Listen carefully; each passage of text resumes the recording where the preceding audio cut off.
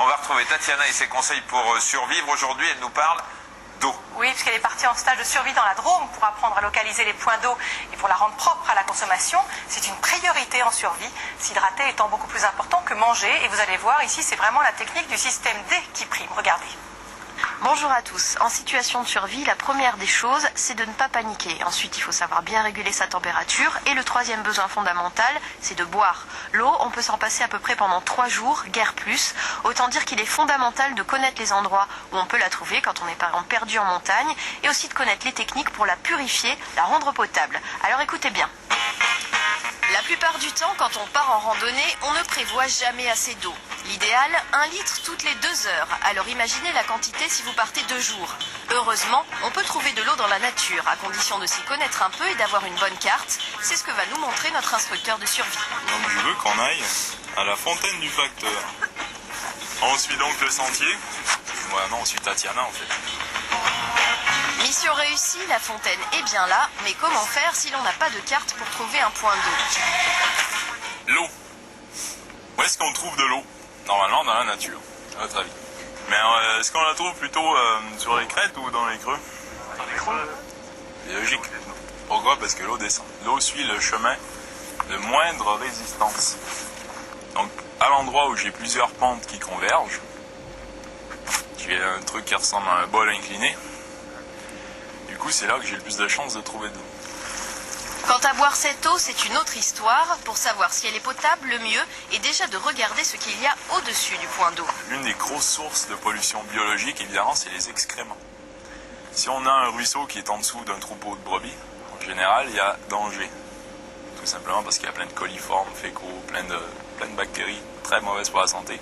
Aussi des parasites qui peuvent être véhiculés par les troupeaux. Donc, prendre si possible l'eau en amont des troupeaux.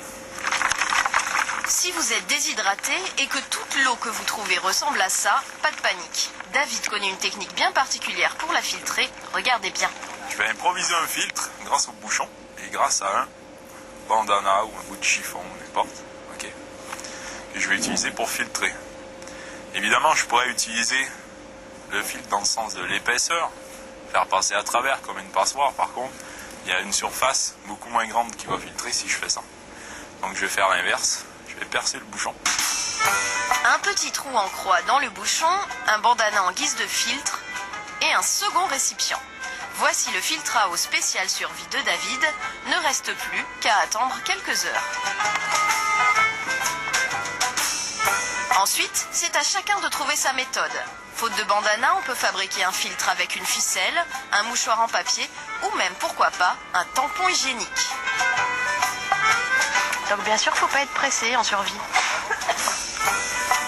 T'as des crampes au bout d'un moment, je pense. Mais la patience va être récompensée. Honneur aux femmes pour boire, c'est normal.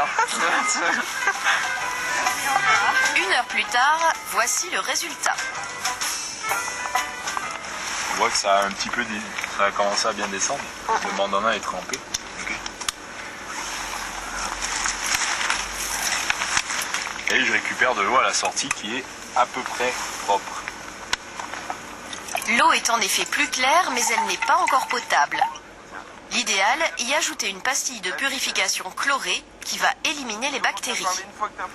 Donc tout simplement, j'ajoute la pastille dans la gourde et je referme. Et j'attends 30 minutes sur une eau claire ou 2 heures sur une eau très froide. Là, c'est de l'eau assez froide, elle doit être autour de 4-5 degrés Celsius, donc je vais attendre plutôt 1 heure ou 2 pour être sûr que la réaction se fasse bien. La pastille est une méthode très fiable, mais il en existe d'autres. On peut très bien purifier son eau simplement en la faisant bouillir, en l'amenant à ébullition.